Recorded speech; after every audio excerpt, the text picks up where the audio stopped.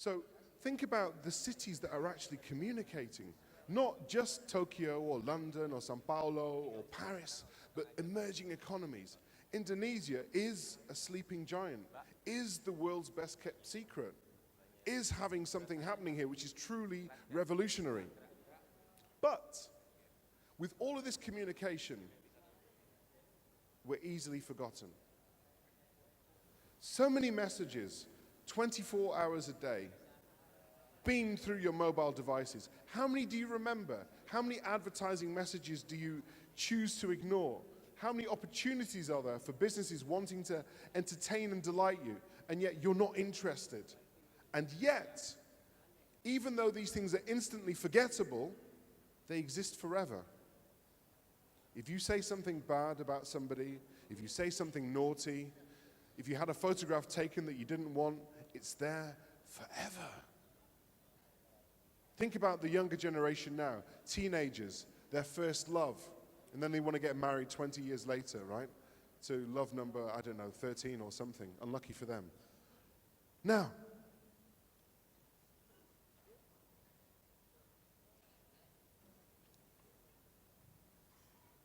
can someone help me with it? Okay. I want to show you a very quick video.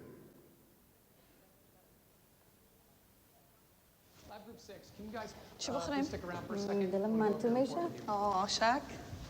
Palau. Palau. Yeah. Maybe Scientific sound search on silencing Simplified sounds that are soft. Tails 10 times counted, too tough. Take that challengers, get it tuned up. Universal, unique, untouched, unadulterated, the raw, uncut. Verb vice lord, victorious, valid, violate vibes that are made, make them vanish. While I'm all well, what a wise works made, just weaving up words, weeded up on my work shifts. Xerox, my X radiation holes, XLR, X high letters, and cell phone tones. Yellow back yak, my young one, y'all. Yesterday's gone, y'all, sell our yawn. Zigzag zombie, zoom into the zenith, zero invent thoughts, or real round, Z-Lot.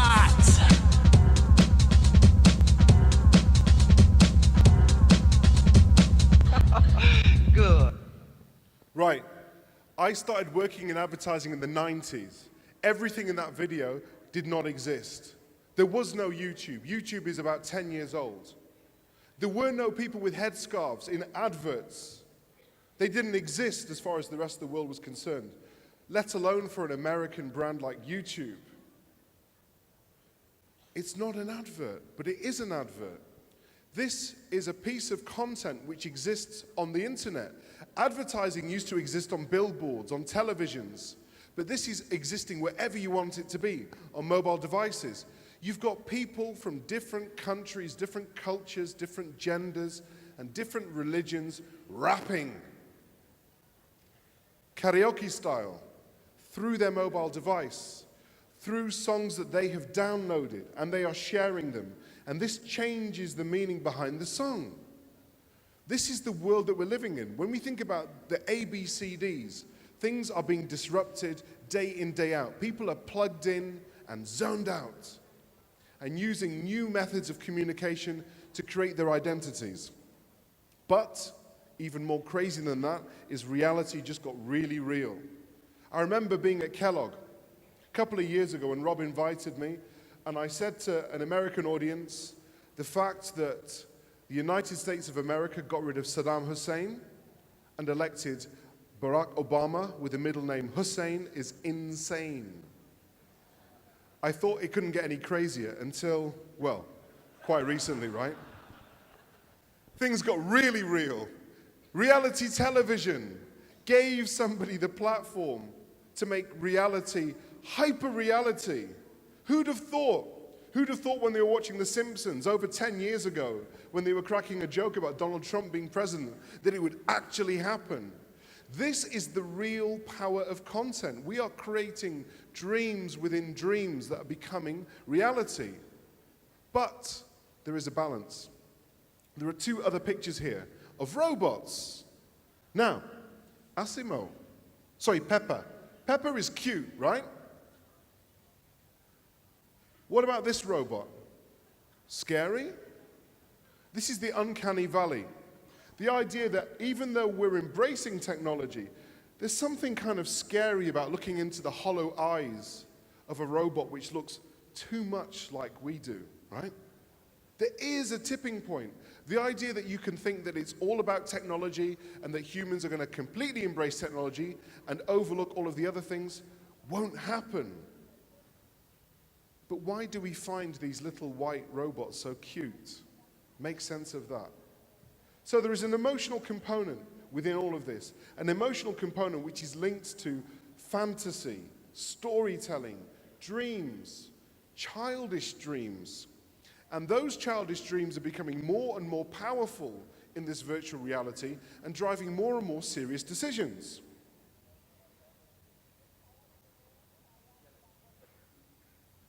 So how do you tell a story? Well, storytelling is really important. If you want to tell a story, there are plenty of books that you can buy. But the good news is there are only a certain number of plots. If you're Shakespearean, if you're Star Wars, if you're anime, if you're any, dramas, Korean dramas, whatever, there's only about 36 dramatic situations, only about 7 types of story, only about 8 different conflicts. The challenge for the businesses today is to find out how you tell that story. You'll see a lot of articles talking about storytelling or talking about being authentic, but you'll see less articles saying actually what authenticity means or how do you tell a really good story. Telling a good story takes hours of practice, years of experience, testing emotions, responding to emotions.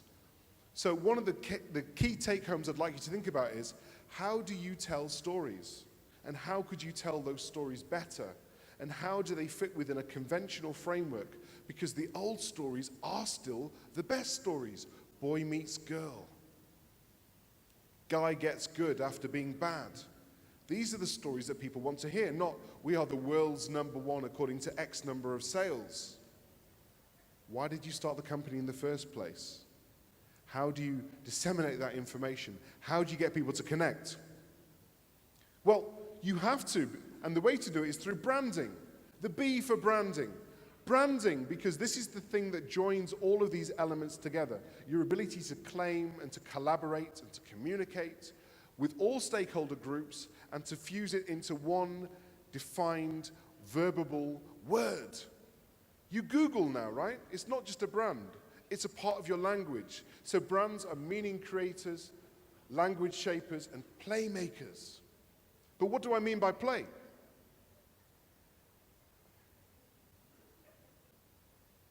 Well, those of you that studied economics perhaps need to rethink some of the basic principles of economics, because I don't see too much rationality in this world of really real, right? Explain the rationality of sticking plasters on your nose, of hair clips in your hair. What economic exchange is happening there? Explain the fact that now we have tribes according to social media. The world has become more tribal and even more converged in the sense that if you are one of these tribes, if you're an Instagram person, you're probably not a Google Plus person. And if we look at both extremes, if we think about the US elections and if we think even about ISIS and people that subscribe to these various groups, their media is becoming more and more restricted, because the more that you search, the more that you like, the more groups that you join, the less you see about the outside world, the outside groups, the outside tribes. So we're filtering our information, and companies are encouraging us to filter our information so that they can communicate more effectively in this world full of messages. And of course, not to mention the filters on your phones. How many of you have used a filter on your selfie today? Be honest.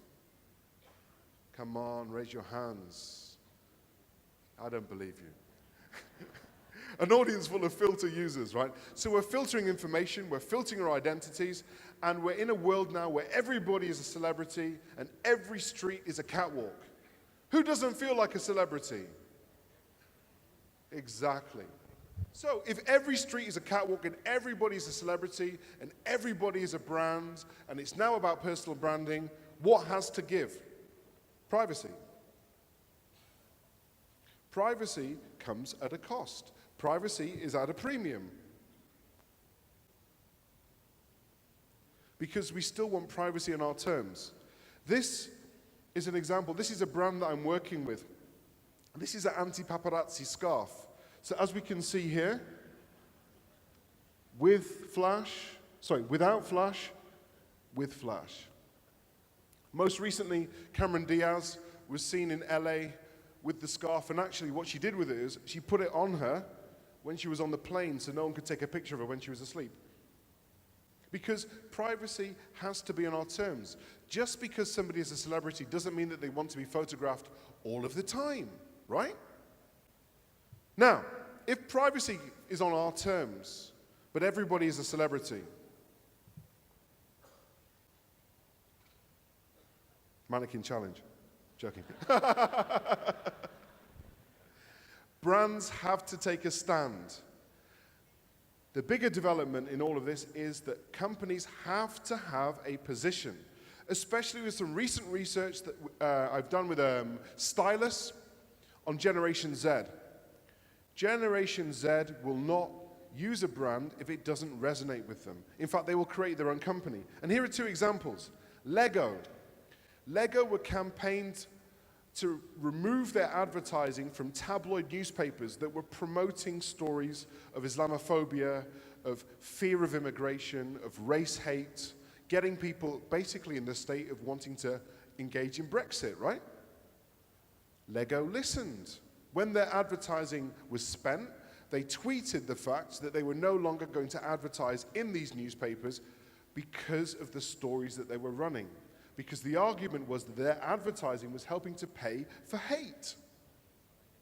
Lego takes a stand. Lush Cosmetics took a stand. This is a lovely brand that's been around for a long time. I remember buying some first in the 90s, supporting refugees from Syria, putting Arabic, and everyone's afraid of Arabic, right? Putting Arabic on their products and selling them in the West, and actually splitting their customers. Some of their customers stopped buying their products because they were showing support of Syrian refugees. Others increased their consumption. Overall, profits up. Reputation up. Respect up. Authenticity up. So don't think that you have to please everybody all of the time, right? But you must take a stand. The thing that's really changed in this reality today is you cannot avoid race, religion, politics. Once upon a time, I was taught in marketing that you shouldn't talk about those things. The other thing that I was taught was marketing is about a target audience. And the picture was always like of somebody shooting an arrow into a target. You can't target an audience by shooting an arrow. You have to play the game. It's like basketball. You have to pass. You have to fast break. If you can, slam dunk. But more often than not, you're bouncing, you're passing, you're making plays, and each game, each series, each team is different. Social media, therefore, is about coming up with a strategy that allows you to pass information and messages like a basketball in order to get the points. So marketing has to be more sophisticated. You have to be more patient. You have to be engaged. If you are a company which is tweeting about what you're doing, but you're not thanking other people, you're not playing the game, you're forgotten and you're rejected. Also, context is key. But I was taught as well that context is king. But why isn't context queen? Because it seems to me that all of this communication is far more feminine. How much macho social media discussions do you see? Not as many as the feminine ones, right? If you want to keep a conversation going, you can't always say that you're the best. You have to be sophisticated, subtle, nurturing, maternal in the way that you communicate. And if you think it's all about new ways of looking at things, Sir Isaac Newton would have been a vlogger. Why do I say this? Because a professor who I saw present their research looked at some of the old manuals of Sir Isaac Newton, and they found out that he actually advertised the products that he used in order to create his experiments. So without advertising, you probably wouldn't have heard of Sir Isaac Newton, because he probably wouldn't have been the most popular scientist, because you wouldn't have known where he was, what he was doing, how to replicate his experiments. So you have to think that across all spheres, and I wrote an article a couple of years ago in the Marketeers magazine about the fact that marketing is a core skill for everybody. So, Newton would have been a vlogger. Oops, back one. But this is really the age of rappers and scientists. Because if you don't have the ability to string together attractive messages, and I think the people that are able to create the most attractive messages are rappers, right? Poetic, lyrical, across boundaries. The top celebrities in the US at the minute, by and large, are what? Rappers, right? Here's Jay-Z, think of Kanye West. The ability to communicate effectively cannot just be done by computers, but it can be done by artistically amazing people that disrupt behavioral norms, that are out of subcultures, that are out of struggle, and are able to communicate things in an adaptive, innovative, and dynamic way. So, my final advice is, get tribal. Easy in a place like Indonesia where you have hundreds of tribes, right? Keep being tribal. Be clinical. Know exactly what it is that you're trying to do. If we were playing basketball, you'd know what your goal was, right? To get the points. So don't think that social media is just about being social. Social media is about being clinical. You need an objective. Why are you on that platform? And what message are you trying to achieve? And what points are you trying to make or get? Get lyrical. If it doesn't sound right, if it doesn't read right, if it doesn't look right, then it ain't right. And be feminine. Here's an Insta following of guys with beards. Maybe I should have got involved, right? But guys putting flowers in their beards became a trend. French Connection had an advertising campaign which was linking the masculine and the feminine.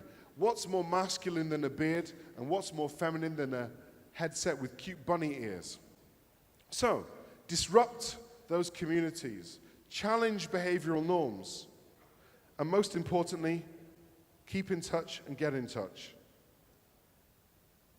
Terima kasih. Assalamualaikum warahmatullah.